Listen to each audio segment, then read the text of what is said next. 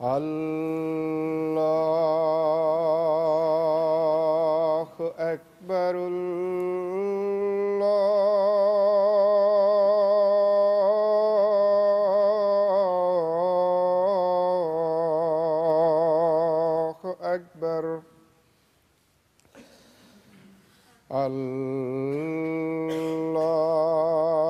الله أكبر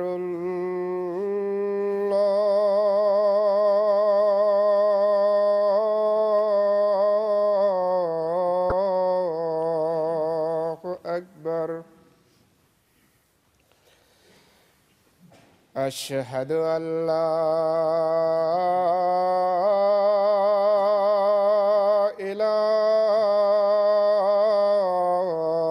إله إلا الله أشهد أن لا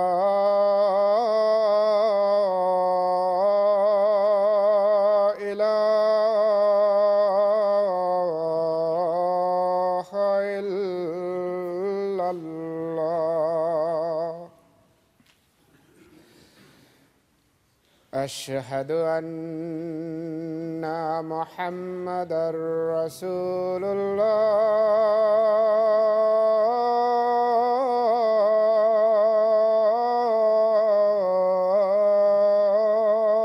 الله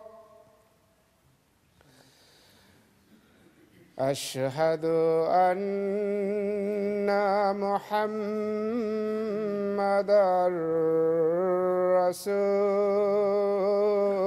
رسول الله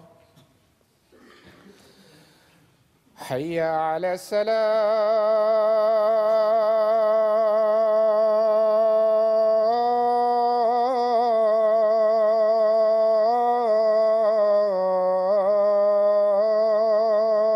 الصلاة حي على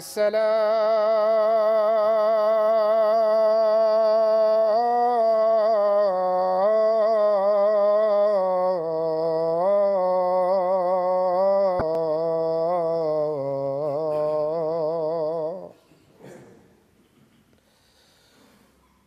حي على الفلاح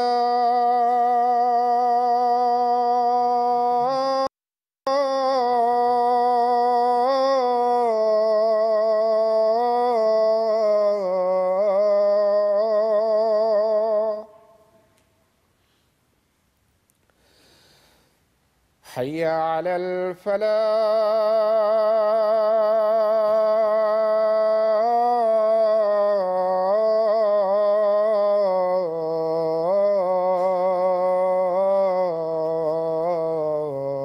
الفلاح الله أكبر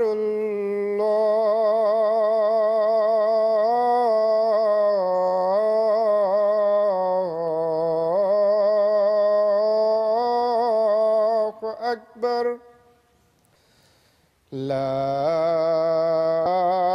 إله إلا الله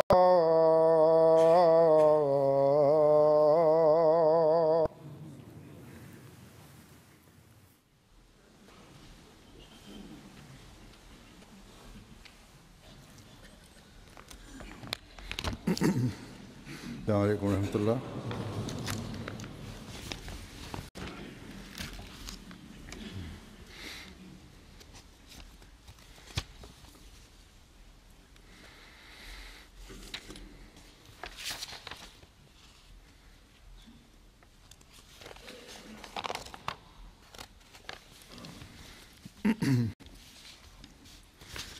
أشهد أن لا إله إلا الله وحده لا شريك له وأشهد أن محمدا عبده ورسوله أما بعد فأعوذ بالله من الشيطان الرجيم بسم الله الرحمن الرحيم الحمد لله رب العالمين الرحمن الرحيم مالك يوم الدين إياك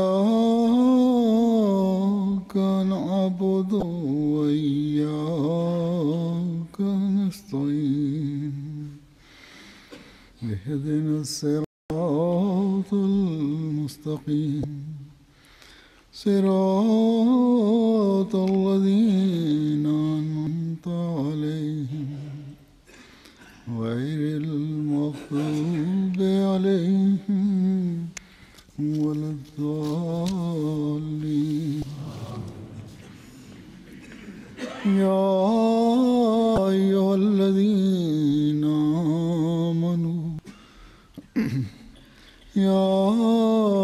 الذين آمنوا استعينوا بالصبر والصلاة إن الله مع الصابرين ولا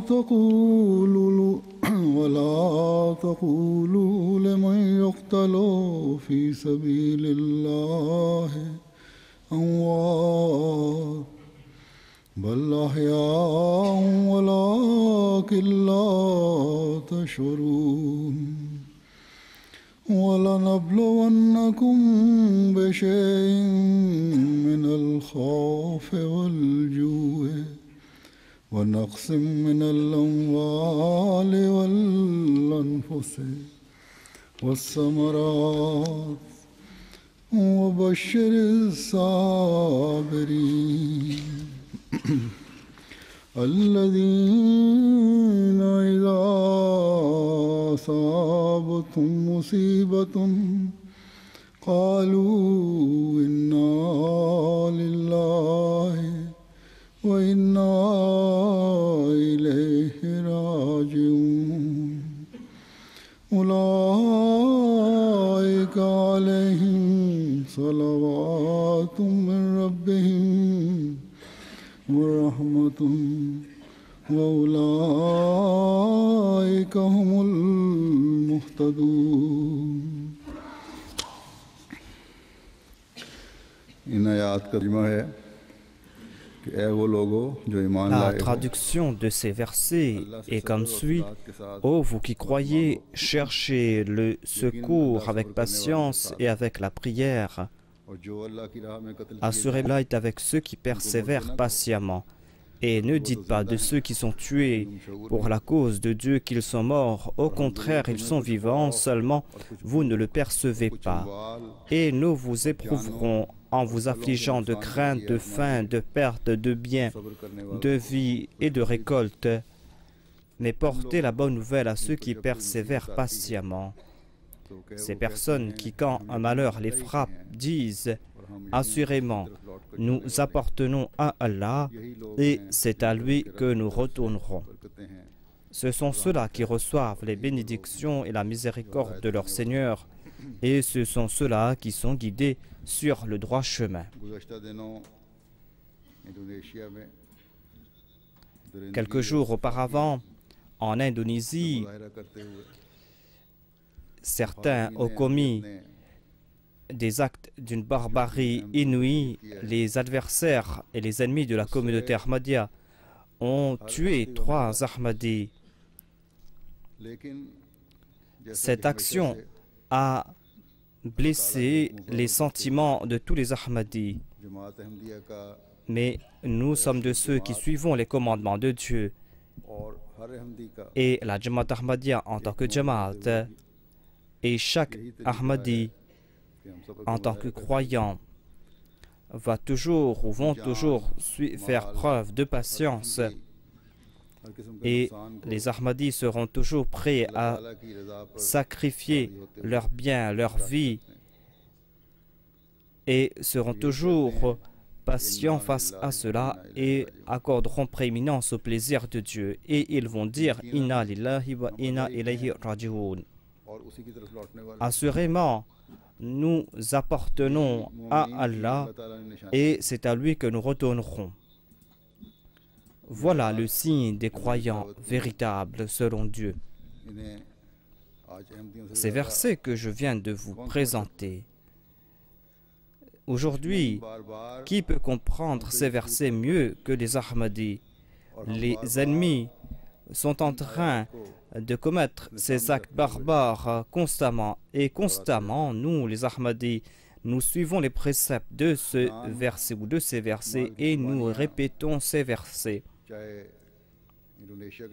Les sacrifices de vie, de biens, que ce soit des sacrifices consentis par des Ahmadis de l'Indonésie ou par les Ahmadis du Pakistan, ou que ce soit des sacrifices consentis par des Ahmadis des autres pays,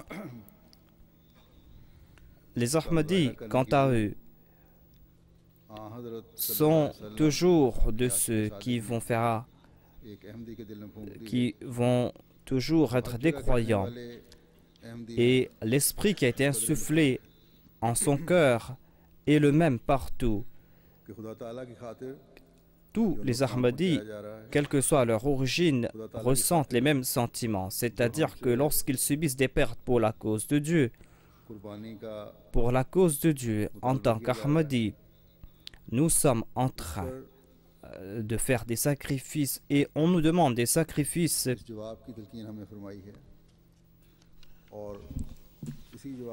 Et Dieu nous encourage, quant à nous, à faire preuve de patience. Et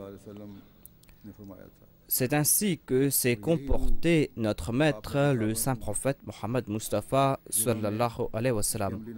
Le saint prophète a insufflé cet esprit en ses compagnons et ses compagnons ont été l'exemple pratique de cela. Au contraire, tous les prophètes de Dieu ont été tourmentés par leurs ennemis. À toute époque, il y a eu des pharaons qui ont tourmenté les croyants et qui ont tué les croyants ou qui ont demandé aux croyants d'abandonner leur foi ou de se préparer à être tués. Eh bien, tous les croyants ont toujours fait preuve de fermeté dans leur foi. À l'époque du prophète Moïse, alayhi salam, lorsque il y a eu des signes et lorsque le prophète Moïse s'est présenté face aux magiciens présentés par le pharaon, eh bien, Moïse a été soutenu par Dieu. Il a montré un signe qui ne pouvait être comparé au signe de ce bas monde. Et lorsque ces personnes ont compris le message donné par Moïse, lorsqu'ils ont compris que ce message vient de la part de Dieu, ils ont accepté ce message. Et Pharaon a été profondément blessé par cela. Il était noir de colère. Et il a dit que par cette action, en raison de cette action, je vais vous châtier. Un châtiment qui sera exemplaire. Et ceux qui ont cru ont répondu à Pharaon en disant que nous ne pouvons accorder préférence à toi sur les signes de Dieu.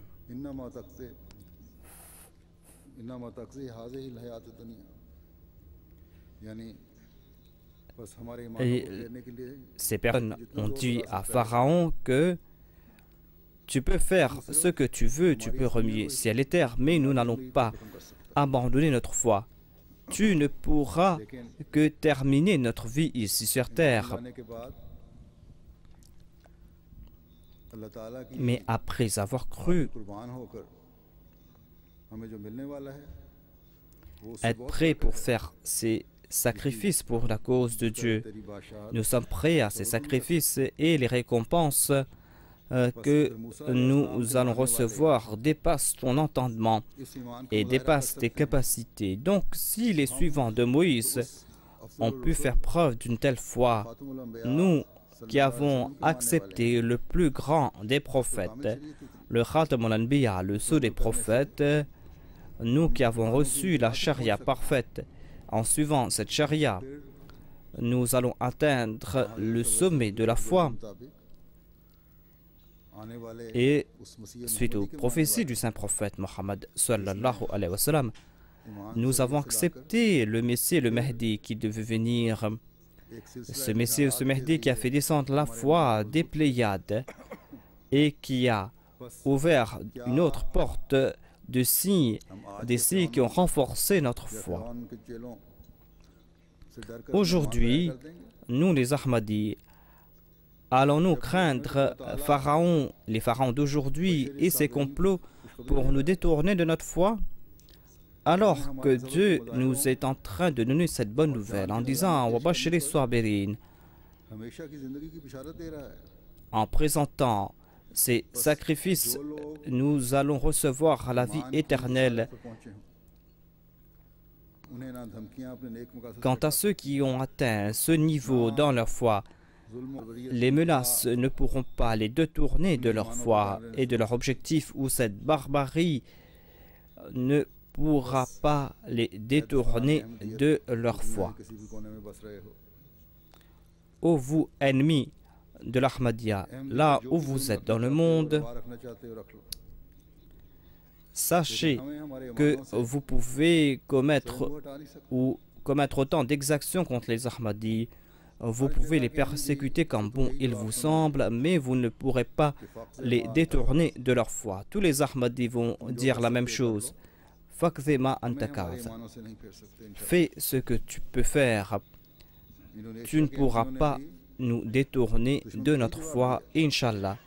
Les Ahmadis de l'Indonésie ont répondu la même chose à l'ennemi. De temps en temps, ces personnes ont reçu des menaces, mais puisqu'ils sont emplis de foi, les Ahmadis de l'Indonésie, ils ne se sont pas souciés de ces menaces. C'est une toute petite jamaat où s'est passé cet incident. C'est une jamaat de 30 personnes. Il y a parmi eux des enfants et des femmes. Cela ne concerne que cette famille, mais toutes ces personnes n'étaient pas prêtes à se détourner de leur foi face à l'ennemi.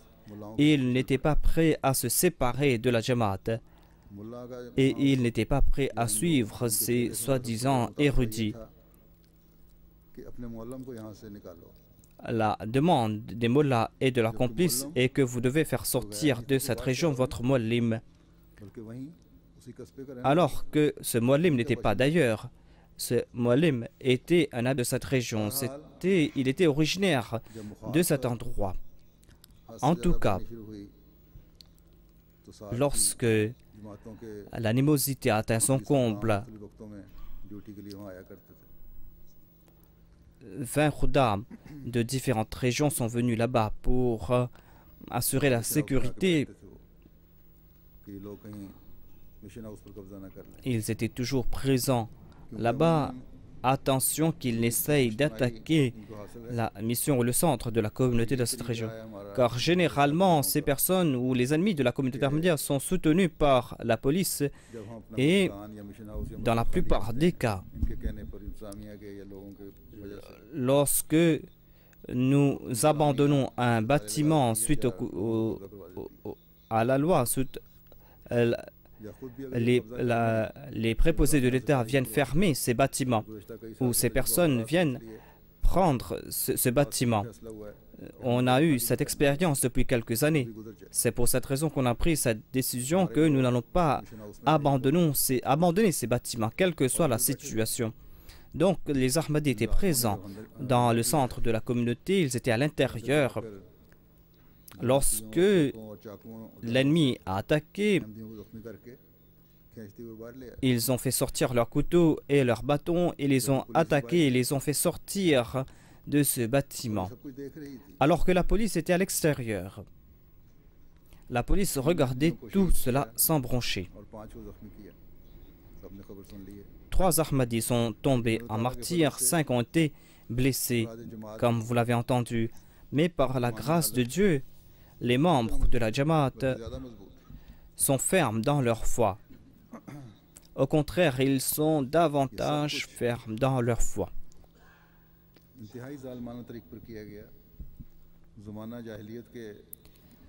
Ils ont commis des actes d'une barbarité extrême. Ils sont en train de présenter l'exemple des kuffars de la Jahiliya.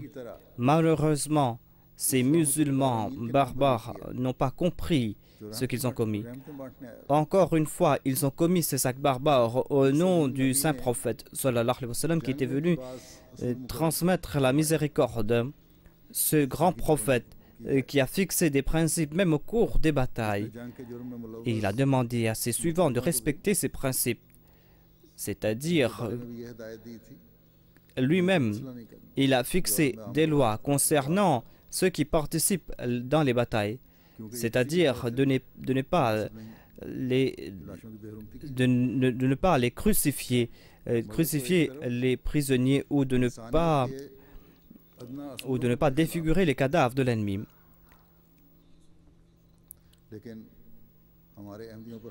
Toutes les lois du monde sont contraires à ces pratiques qu'ils ont commises, mais ceux qui ont attaqué les Ahmadis, ces barbares, ont commis des actes d'une grande monstruosité et maintenant on ne reconnaît même plus ces cadavres. Par erreur, on n'a pas pu reconnaître ces cadavres et ce n'est qu'après quelque temps qu'on a compris qui étaient vraiment les personnes qui sont tombées en martyrs. Ce sont leurs proches qui ont reconnu les décédés par des signes.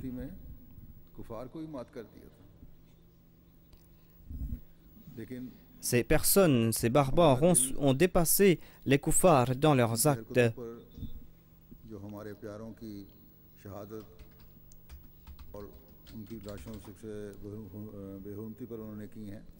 Mais en commettant ces actes contre ces cadavres, certes, nous sommes très tristes face à ces actes, nous sommes anxieux face à cela, mais le plus grand crime, comme je l'ai dit, c'est qu'ils ont commis tout cela au nom du saint prophète Mohammed Mustafa sallallahu alayhi wa sallam, la miséricorde qui est une miséricorde pour l'humanité.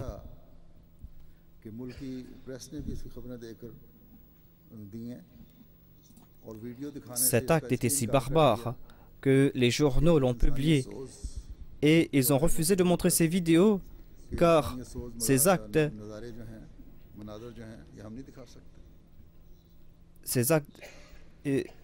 sont si atroces qu'on ne peut pas les montrer.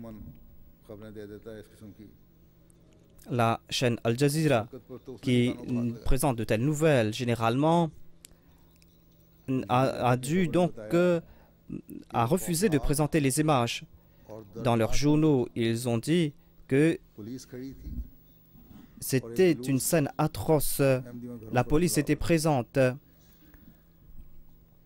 et ils ont attaqué la maison des Ahmadis. Ensuite, ils ont commencé à les tuer. Ils ont déshabillé 3 Ahmadis et les ont frappés à coups de bâton, de pierre, de lance et de couteau. Et les images, on ne peut pas montrer ces images.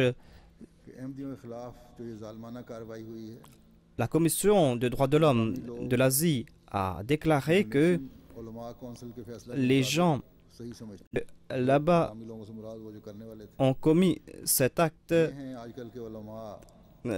avec l'accord des ulémas. Voilà donc ces ulémas d'aujourd'hui qui sont en train de commettre ces mêmes actions qui ont été commises par les ignorants de 1400 ans de cela. Dans The Economist, on a écrit que tout cela n'était pas en raison des disputes entre les chrétiens et les musulmans, tout cela était en raison des disputes entre des musulmans. Ensuite, il écrit que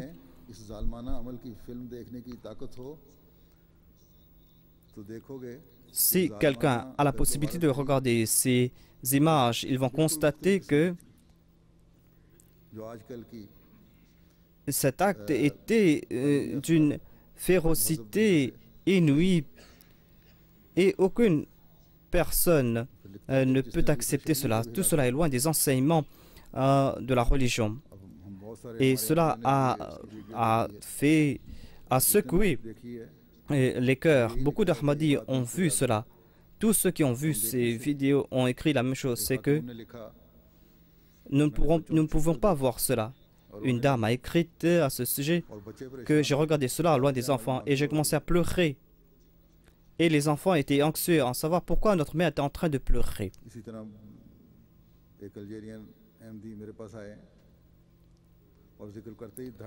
Un Ahmadi algérien est venu me rencontrer et a commencé à pleurer.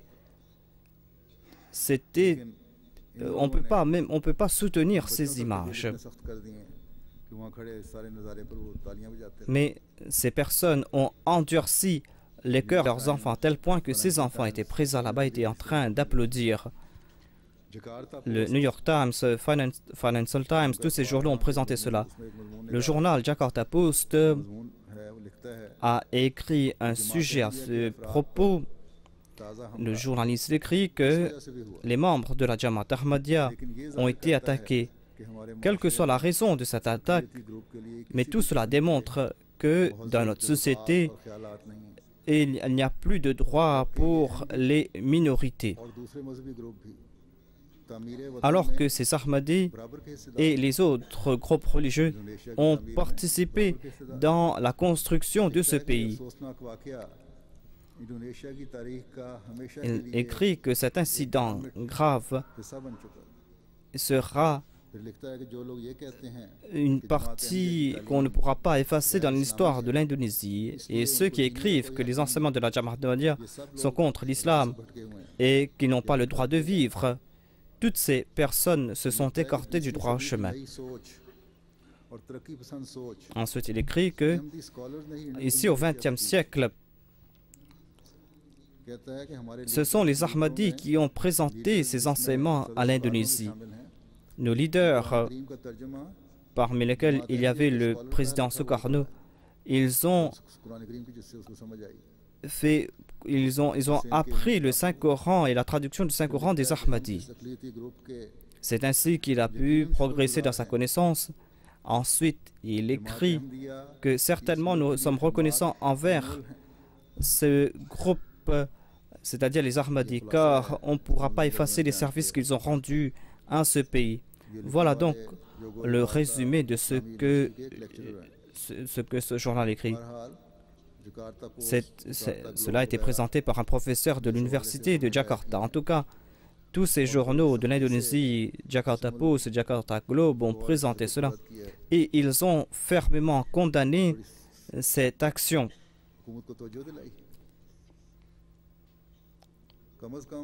Et ils ont fait comprendre cela à l'État.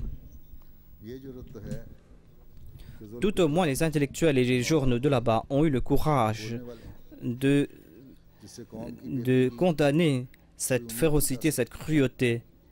Et ainsi, on pourra attendre que le peuple va partir dans la bonne direction. Si seulement les intellectuels du Pakistan avaient le même courage, si seulement les journaux et les journalistes avaient le même courage au Pakistan. Donc cette animosité contre la Jamaat Ahmadiyya en Indonésie n'est pas quelque chose de nouvel. Tout cela est le résultat des forces sataniques. Dans le passé, cela s'est passé et la Jamaat Ahmadiyya est en train de subir cette persécution dans les pays musulmans. Et cette opposition a débuté avec la présence de la Jamaat Ahmadiyya en Indonésie. Tout le temps, les mollahs sont venus s'opposer à la Jamaat Ahmadiyya.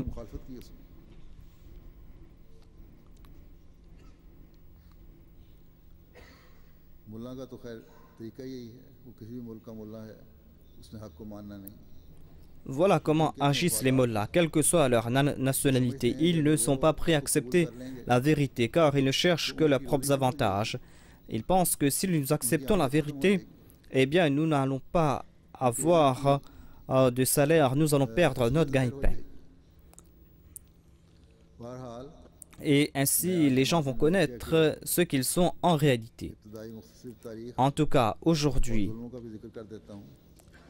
je vais présenter quelques faits historiques concernant la Jamaat Ahmadiyya et concernant cette animosité. Et ensuite, je vais mentionner aussi les martyrs Ahmadis. Le message de l'Ahmadiyya est arrivé en Indonésie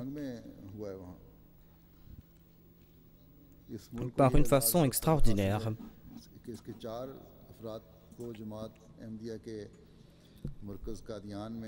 Quatre membres, quatre Indonésies sont partis au Qadian et ont accepté l'Ahmadiyya. Aucun missionnaire n'est parti de Qadian pour aller en Indonésie. 4 Indonésiens sont partis à Qadian, pas pour être des Ahmadis, mais ils sont venus là-bas par hasard.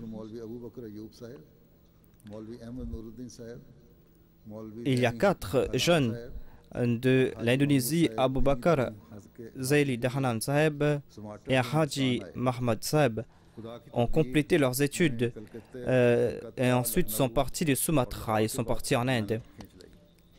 Ils sont passés par Calcutta, Lahore et Lucknow.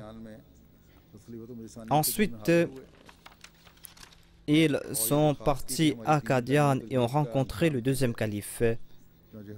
C'était en 1923 et ils leur ont dit de nous enseigner quelque chose concernant la foi et le deuxième calife a accepté leur demande et il a pris des mesures pour leurs études. Et au cours de leurs études, ils ont compris ce que c'est que l'Ahmadiyya et ils ont embrassé l'Ahmadiyya.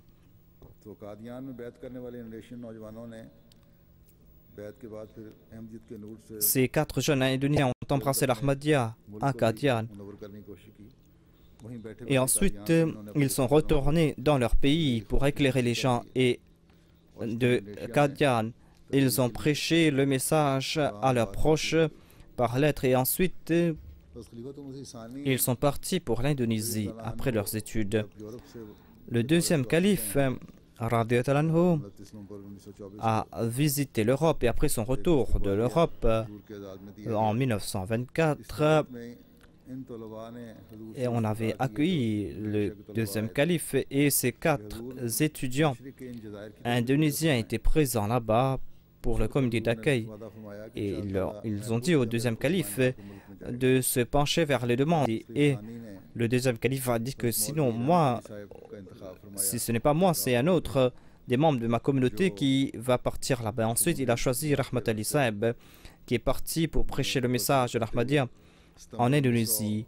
Il a voyagé par bateau et en septembre 1925, il a accosté l'Indonésie et il est parti là-bas. La langue était différente. Ces gens, il était un étranger, il ne connaissait personne là-bas. Mais en dépit de toutes ces difficultés, Maulvi Rahmat Ali Saheb a fait preuve d'une grande patience. Il a étudié la langue de là-bas et a commencé à prêcher le message de l'Ahmadiyya individuellement. Ensuite, il y a eu des débats avec les ulémas de là-bas. Et par la grâce de Dieu, Dieu a soutenu Maulvi Rahmatullah Ali Saheb et après quelques mois, il a pu établir la première Jamaat en Indonésie. Il y avait 4 membres qui ont embrassé l'Ahmadiyya grâce à ses efforts et ensuite davantage de personnes ont embrassé l'Ahmadiyya.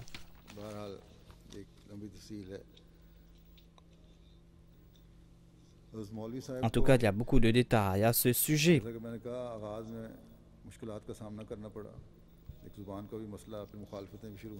Au tout début, Maulvi Rahmat Ali Saheb a fait preuve à des difficultés. Il y a eu ces difficultés concernant la langue. Il y a eu aussi des difficultés concernant l'animosité, concernant la culture. En tout cas, Maulvi Rahmat Ali Saheb a pu progresser et les ulémas avaient émis un fatwa en disant qu'on ne doit pas lire les livres des Ahmadis, on ne doit pas écouter leurs discours. Lorsque le nombre d'Ahmadis a commencé à grandir, ils ont commencé à boycotter les Ahmadis et même les journaux n'étaient pas prêts à publier des sujets concernant l'Ahmadiyya. Cette opposition a atteint son comble et des fois 3000 personnes commençaient à entourer la maison de Maulvi Rahmat Ali Saheb et l'insulter.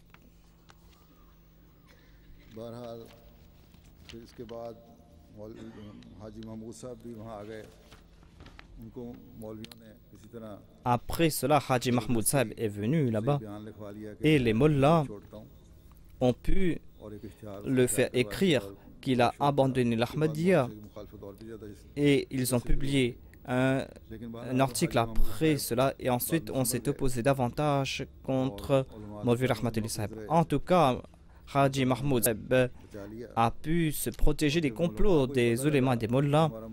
Allah lui a protégé. Et lorsque les ulémas ont compris qu'ils n'ont pas eu de succès dans leurs efforts, ils se sont concertés et ont essayé d'expulser ou de faire expulser Maulvi Rahmat Ali Saheb. Ils sont partis rencontrer les préposés de l'État, mais l'État leur a dit que nous n'allons pas entrer dans ces affaires concernant la foi ou la religion. En tout cas, cela a perduré. Et ensuite, en décembre 1927, il y a eu un débat entre les Ahmadis et les non-Ahmadis. Il y avait des grands ulémas, des représentants de la presse. Dans ce débat, le missionnaire de la Jamaat Ahmadiyya a eu le dessus, tout comme il a été décrété. Et les ulémas non-Ahmadis ont subi un grand échec. Et ensuite, le message de l'Ahmadiyya s'est répandu davantage. Et ainsi, on a pu établir la troisième Jamaat à Doko.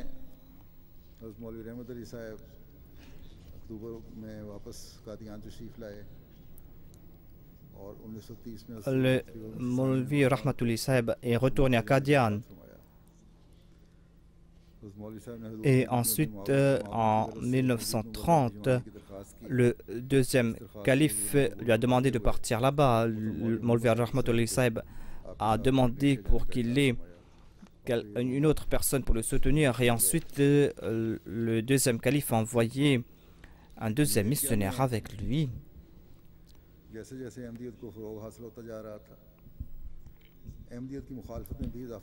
L'Ahmadiyya a commencé à progresser en Indonésie et l'opposition contre la Jamaat Ahmadiyya a commencé à prendre de l'ampleur. Les trois premières Jamaat ont pu faire face à une certaine opposition et on a empêché les Ahmadis d'une région de prier. On les avait empêchés de se réunir pour la prière de Juma et on les a empêchés de prêcher le message de l'Ahmadiyya. Le roi d'une autre région a contraint les Ahmadis ou les gens de la région de dire que Mizarullah Mahmad est un menteur et antéchrist, sinon il serait expulsé. On a privé Ahmadi de son poste et on a expulsé des Ahmadis de leur village.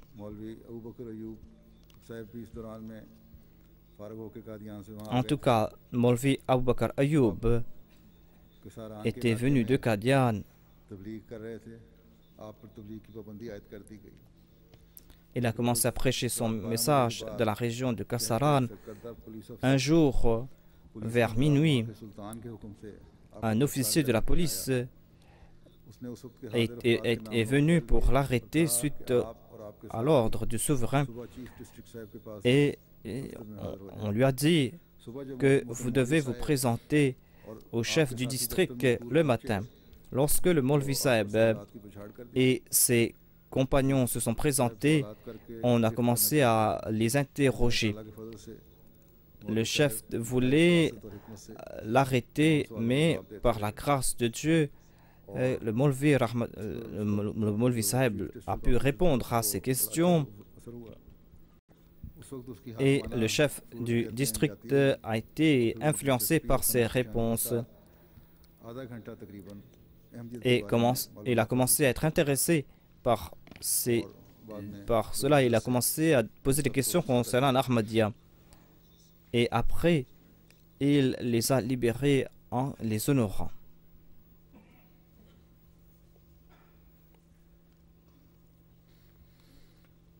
जैसा कि मैंने बताया था कि इंडोनेशियन मजमून निगार ने जमात अहमदिया की खिदमात का जिक्र किया था इंडोनेशिया के बनाने में। Les journaux indonésiens ont présenté les services de la Jamaat Ahmadiyya. Donc j'ai pu présenter comment la Jamaat a été établie en Indonésie, quelles étaient les premières difficultés. Tout le temps, on s'est opposé à la Jamaat Ahmadiyya en Indonésie, mais en tout cas, quels sont les services rendus par les Ahmadis en Indonésie?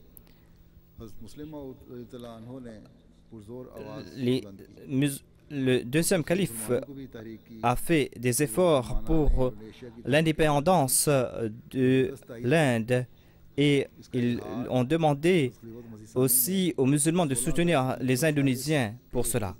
Le deuxième calife a évoqué cela dans un sermon. À part cela, le deuxième calife a demandé que les Ahmadis doivent faire des efforts pour que les Indonésiens puissent avoir leur liberté ou leur indépendance. Après le règne des Japonais en Indonésie, le docteur Sukarno a fait l'annonce que ce pays sera indépendant et ils se sont battus plutôt contre les Hollandais. Et ensuite, suite aux directives du deuxième calife, les Ahmadis ont participé dans cette lutte pour l'indépendance et les Ahmadis et les missionnaires ont soutenu les républicains pour cela. Donc ils sont partis rencontrer le docteur Sukarno et lui ont demandé, ces missionnaires leur ont dit que nous voulons servir le pays pour l'indépendance de ce pays. Le président Sukarno lui a confié la tâche de diffuser des messages en langue ourdou. Et Maulvi Abdul Wahid Saheb et Malik Aziz Saheb ont diffusé ces messages à la radio. Et ensuite, un autre missionnaire, un ministre de l'Intérieur a dit que, en voyant les efforts de Syed Shah, nous le considérons comme un membre de notre pays. C'est-à-dire, il était un Indien, mais il le considérait comme un Indonésien suite à ses efforts. Ils ont reconnu donc les efforts de Shah Mohammad Saheb. Il a joué un grand rôle pour l'indépendance de ce pays. Le 3 août, on lui a écrit une lettre pour le remercier pour ses efforts et il est écrit que nous considérons Syed Shah Saheb, chef de la communauté Ahmadiyya, et nous reconnaissons ses efforts, les efforts qu'il a fait pour le peuple indonésien et pour la République indonésienne.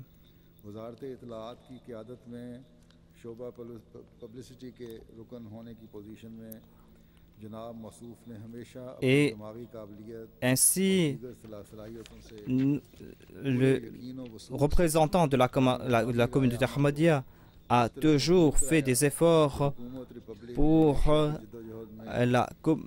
le pays, et le gouvernement indonésien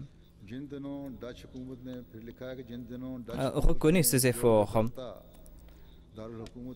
Lorsque le gouvernement hollandais voulait contrôler Jakarta, notre ami, le chef de la communauté Ahmadiyya, a fait des efforts. Ensuite, à la lumière du décret des Nations Unies, lorsqu'il y a eu un nouveau gouvernement à Jakarta, la personne mentionnée plus haut, c'est-à-dire le chef de la communauté Ahmadiyya, a fait d'autres efforts. Et ensuite, il est écrit que lorsque le président Sukarno est venu et a établi un comité, le chef de la communauté Ahmadiyya était présent là-bas pour faire partie de ce comité. Et après avoir pris ses fonctions, le président a été accompagné par cet Ahmadi, et il était le seul étranger. Et lorsque les gens sont venus dans leur bureau, le chef de la communauté Ahmadiyya de l'Indonésie a fait ses efforts pour diffuser ses messages en la langue ourdou.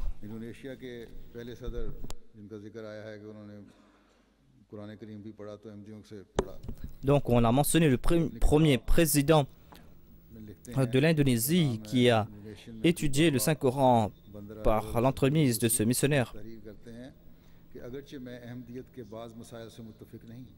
Il a écrit dans son ouvrage que c'est vrai que je ne suis pas d'accord avec certains points de vue de la communauté Ahmadiyya, mais je ne peux être que reconnaissant envers ses enseignements, tout ce que j'ai pu lire. Et tous ces enseignements sont en accord avec la logique, et ces enseignements illuminent l'intelligence.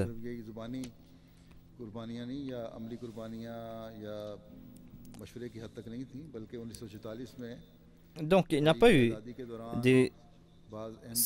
de tels efforts, mais pour l'indépendance, certains Ahmadis sont tombés à martyrs. Parmi eux, il y avait Mukarram Rahim Muhyiddin Saheb, le président de la Jamaat, et qui était présent pour ses efforts. Les Hollandais l'avaient arrêté ou l'avaient kidnappé, ensuite ils l'ont tué. Donc pour la lutte pour l'indépendance, il y a aussi le sang des Ahmadis qui a coulé. Voilà donc les efforts faits par la Jamaat Ahmadiyya pour ce pays qu'est l'Indonésie.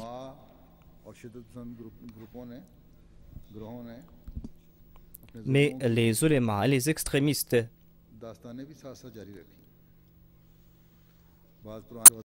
ont toujours été là pour commettre leurs exactions.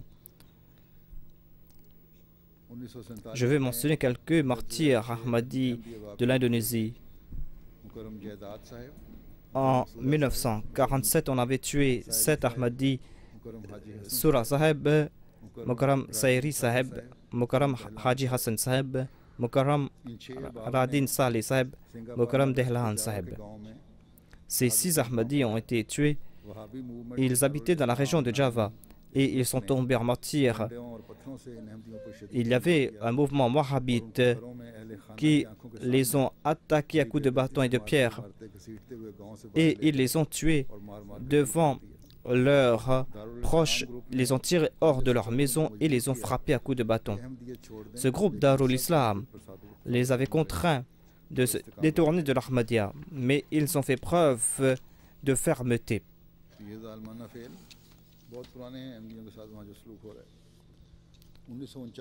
Donc, ils ont toujours agi ainsi à l'encontre des Ahmadis. Ensuite, en 1949, 2 ans après, il y a Sanusi Saheb, Mukarram Ommu Sahib, Mukarram Tahyan Sahib, Mukarram Shiruhmi Sahib, Mukarram Shiruma Sahib, Mukarram Jumli Sahib et Salman, Osun et Mukarrama et d'autres Sahiba et Mukarrama et d'autres Sahiba. Donc il y avait deux dames Ahmadi qui sont tombées en martyr elles aussi. Ils étaient de la région de Java. C'est ce groupe wahhabite qui les ont attaqués coup de bâton, ils les ont tirés hors de leur maison et ils les ont frappés à coups de bâton. Eux aussi, on les avait demandé d'abandonner l'Ahmadiyya, mais ils ont refusé. Ils ont fait preuve de patience et de persévérance.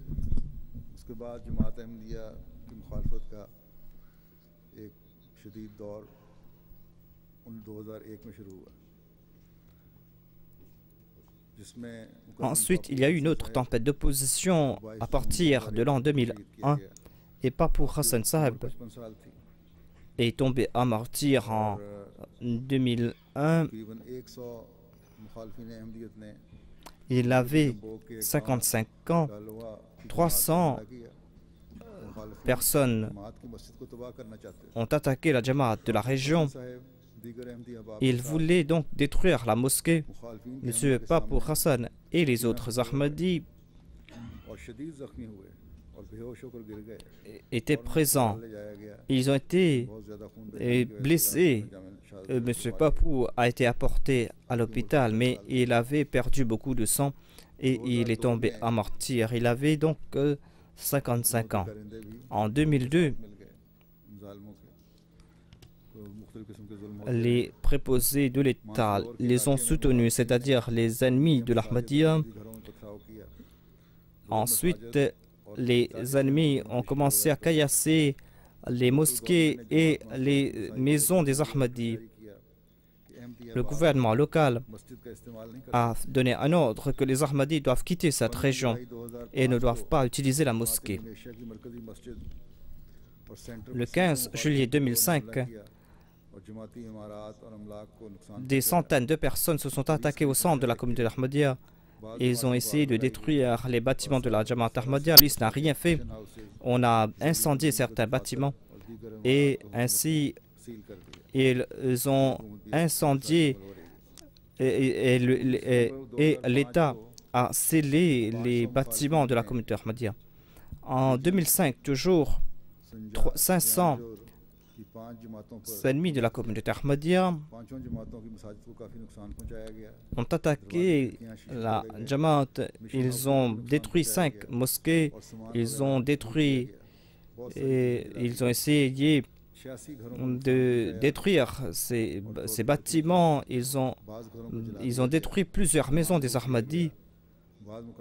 Certaines maisons ont été incendiées. Ils ont volé les biens.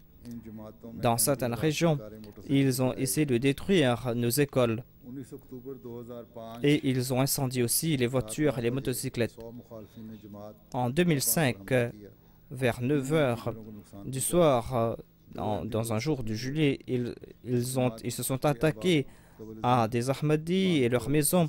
2 Ahmadis ont été blessés gravement. Avant, ces Ahmadis habitaient dans une autre région et en 2002, ils avaient été attaqués et ils ont été expulsés de leur maison et on avait donc incendié leur maison et leur mosquée. Ils ont quitté cette région et ils se sont établis dans une autre région, mais dans cette région aussi, ils ont été attaqués. Mais ils ont fait preuve de patience et de persévérance. En février 2006, ils se sont attaqués à une autre Jamaat. Ils ont incendié 6 maisons des Ahmadis. Ils ont incendié les magasins des Ahmadis. On a volé leurs biens. Et plusieurs Ahmadis ont perdu leur maison et ils ont dû s'établir ailleurs. Le 10 novembre 2007, les étudiants d'un madrasa sont venus détruire une mosquée Ahmadi et les Ahmadis ont dû abandonner cette région. En septembre 2005, on s'est attaqué une troisième fois à une autre mosquée. On a détruit ces mosquées et ils ont causé beaucoup de dégâts. Ensuite, en 2005, toujours 500 ennemis se sont attaqués à ces Ahmadis. Ils ont caillassé 2 mosquées, ils les ont détruits et ils ont brûlé 12 copies du Saint-Coran. La police a fait fermer ces mosquées. 3 personnes ont été blessées.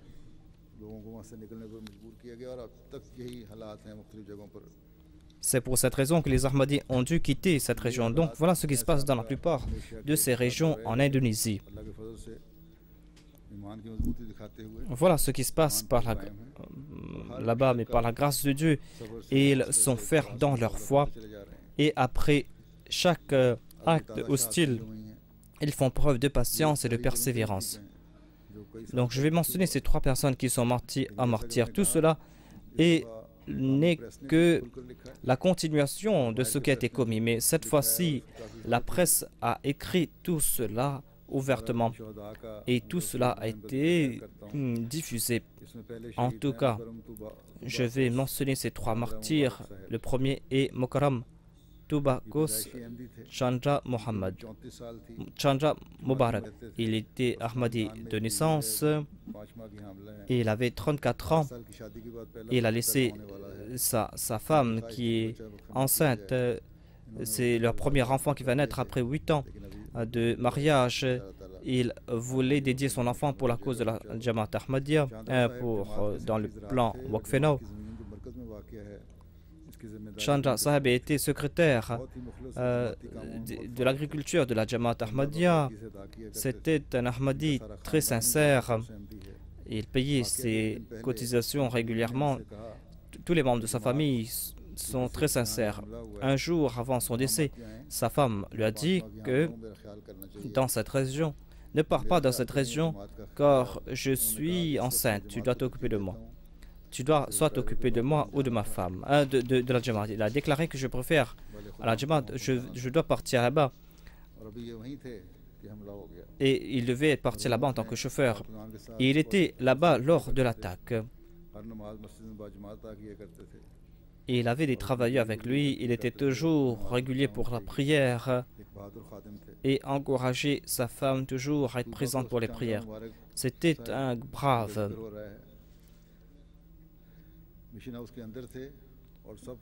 M. Chandra Mubarak était à l'intérieur et il était devant tous les autres dames. Donc il a été attaqué à coups de couteau et ensuite ils l'ont tabassé et ils l'ont frappé à coups de pierre et à coups de bâton et ont défiguré son cadavre. On ne pouvait pas reconnaître son cadavre, mais c'est son frère qui l'a reconnu. Le deuxième martyr est Ahmad Wasono Sahib du nord de Jakarta. Il avait accepté l'Ahmadiyya quelque temps de cela. En 2000, il a embrassé l'Ahmadiyya, ou il a connu l'Ahmadiyya lorsque le 4e calife est venu visiter l'Indonésie. Il était intéressé par l'Ahmadiyya et 2 ans après, en 2002, il a embrassé l'Ahmadiyya. Après cela, sa femme aussi a embrassé l'Ahmadiyya et ils étaient fermes dans leur foi. Avant cela, il ne traitait pas bien sa mère, mais après avoir embrassé l'Ahmadiyya, sa mère était très contente car il honorait sa mère, il a progressé dans la spiritualité. Il a déclaré que je ressens le soutien de Dieu lorsque je prêche le message de l'Ahmadiyya. Un jour, il avait besoin d'argent. Il devait payer son loyer et il avait aussi ses autres dépenses. Il a prié beaucoup. Après quelque temps, une personne est venue le rencontrer et lui a fait venir avec lui et lui a payé pour ses frais.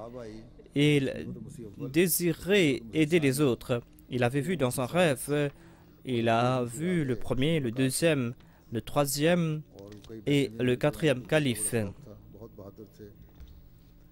Et beaucoup de personnes ont embrassé l'Ahmadiyya. Il était très brave. Il est venu après, mais il a dépassé beaucoup de personnes.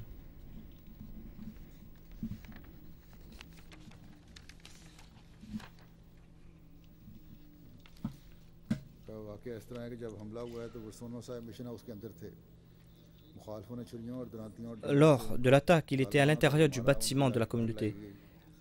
Il a été frappé à coups de bateau, de couteau. Et les gens lui ont frappé à coups de tour devant la police. La police regardait tout cela sans rien faire. Bon, c'est un autre Khadim qui a pu reconnaître son cadavre. On croyait que c'était une autre personne.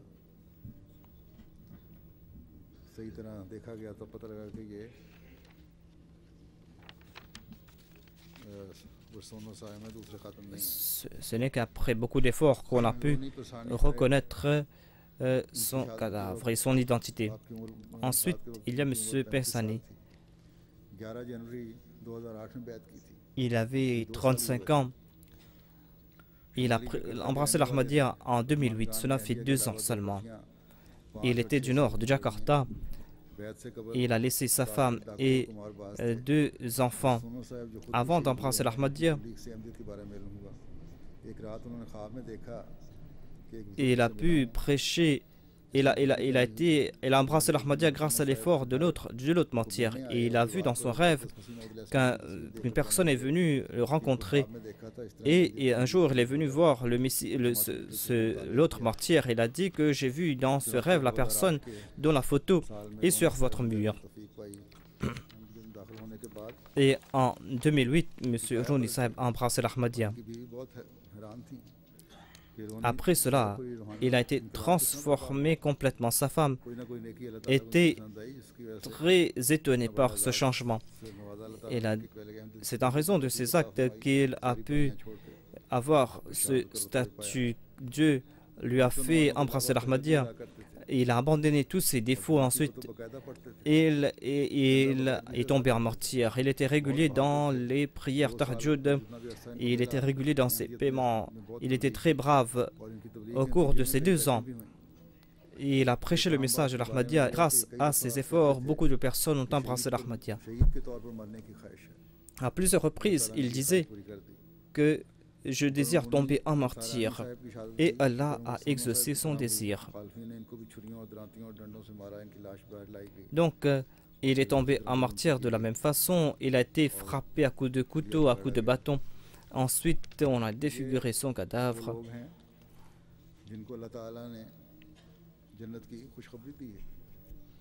Voilà donc ces personnes à qui Dieu a donné la bonne nouvelle qu'ils vont vivre éternellement. Des personnes qui sont des étoiles dans le ciel de Dieu. Qu'Allah exalte leur statut. Qu'Allah accorde patience à leurs descendants et à leurs parents.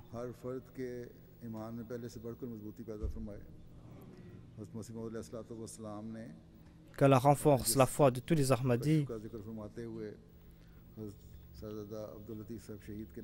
Le Messie premier l'Islam avait mentionné sa vision et avait déclaré qu'il y aura d'autres personnes qui vont suivre les pas de Shaib Zada Abdul Latif Shahid Sahib. Donc, parmi ces personnes, il y a ces personnes qui habitent dans des contrées très éloignées. Beaucoup de ces personnes n'ont pas vu le calife en personne, mais leur foi était ferme. Ces personnes sont fermes dans leur fidélité. J'ai déjà mentionné cette vision du Messie premier l'Islam. Il déclare, c'est-à-dire, j'ai vu dans une vision qu'il y avait un arbre, la branche d'un arbre qu'on a coupé, et il a dit qu'on doit planter cet arbre afin que cet arbre puisse grandir. Et le Messie premier l'Islam a déclaré que j'ai compris que cet arbre signifie qu'il y aura beaucoup de personnes qui vont suivre l'exemple de Shaib Zada Abdul Latif Shahid Sahib. Donc ces shuhada ont atteint leur statut Ils ont laissé leurs exemples pour nous et sont présents devant leur Seigneur.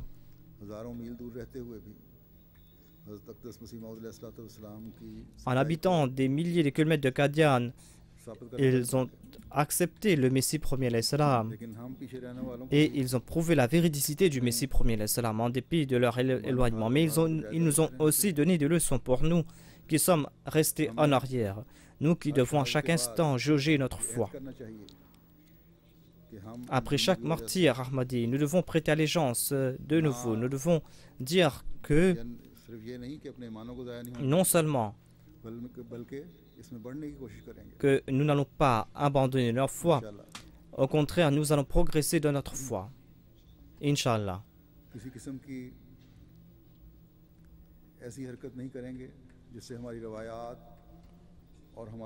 Nous n'allons pas commettre ces actions qui sont contraires à nos traditions, à notre honneur, des actions qui pourront ternir notre fidélité envers notre pays. Comme je l'ai dit, les Ahmadis de l'Indonésie et la Jamaat de l'Indonésie a fait des efforts pour l'indépendance de ce pays.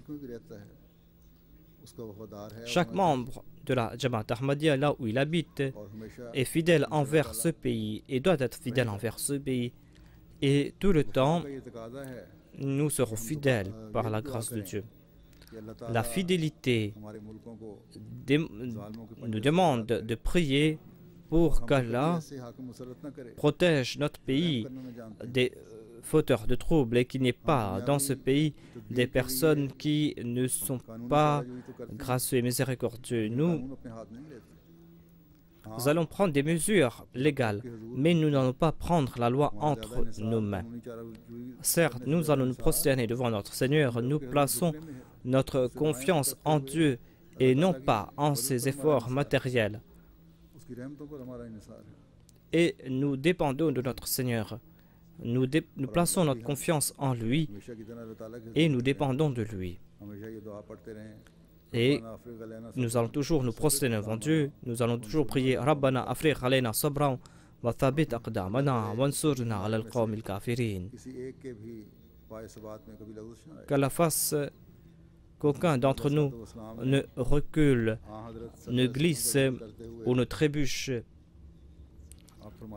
Le Messie premier d'Islam, en mentionnant le saint prophète Mohammed sallallahu alayhi wa sallam, déclare que le saint prophète sallallahu alayhi wa sallam a donné ses enseignements à ses compagnons. C'est ainsi que l'ennemi a complètement disparu. Ce temps est proche lorsque vous verrez que ces fauteurs de troubles vont disparaître. Dieu a décrété que cette Jamaat va se répandre dans le monde et il déclare que si Dieu le désire, eh bien, ces personnes ne vous auraient pas tourmenté et il n'aurait pas donné naissance à ces personnes qui vous tourmentent. Mais par leur entremise, Dieu veut vous enseigner la patience. Il déclare que celui qui vous tourmente va soit se repentir ou soit va tomber en martyr.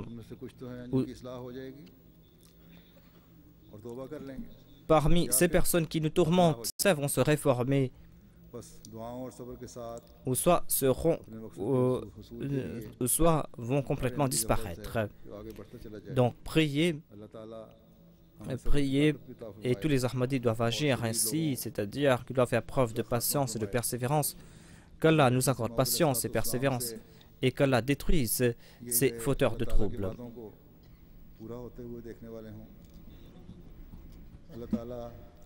Que nous soyons de ceux qui puissions témoigner de l'accomplissement de ces prophéties du Messie premier l'Islam. Qu'Allah nous accorde protection et qu'il attrape nos ennemis. Nous n'avons pas d'hostilité personnelle à leur égard.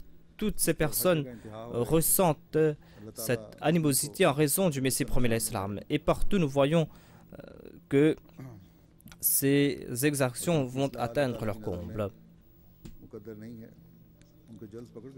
Et qu'Allah détruise ceux qui sont coupables, ceux qui ne vont pas se réformer. Priez aussi pour ceux qui sont blessés, qu'Allah leur accorde.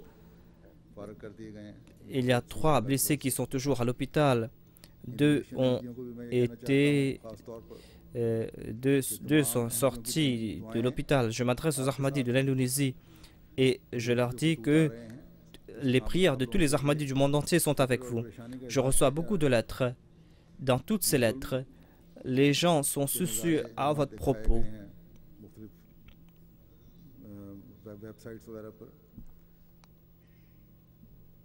Sur beaucoup de sites web, on a vu ce qui s'est passé. Cela a secoué tous les Ahmadis. C'est pour cette raison qu'ils sont en train de prier pour vous. Qu'Allah accorde sa protection à tous les Ahmadis. Et qu'Allah réduise à néant les plans de l'ennemi et qu'ils retournent leurs plans contre eux. Après la prière de Juma, je vais diriger la prière Janaza de ces trois personnes. Et il y a une attaque qui s'est passée à Mardan. Et parmi des personnes qui étaient blessées, il y avait un jeune Ahmadi, Munir Ahmad. Il était en train de s'entraîner là-bas, en tout cas. Il est tombé en martyr, donc je vais prier pour lui aussi, qu'Allah lui accorde son pardon. Il est le neveu de deux missionnaires Ahmadis. Il n'avait que 21 ans. Qu'Allah accorde patience et persévérance.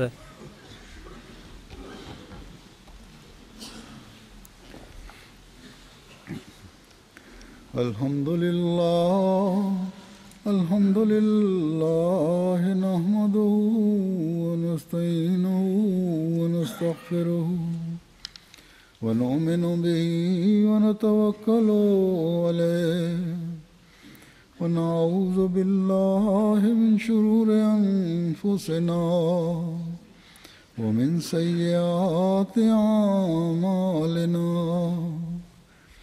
من يهده الله فلا مضل له ومن يضلل فلا هادي له ونشهد أن لا إله إلا الله ونشهد أن محمدا عبده ورسوله عباد الله رحمكم الله إن الله يأمر بالعدل والإحسان وإيتاء ذي القربى وينهى عن الفحشاء والمنكر والبغي يعظكم لعلكم تذكرون اذكروا الله يذكركم وادعوه يستجب لكم ولذكر الله أكبر.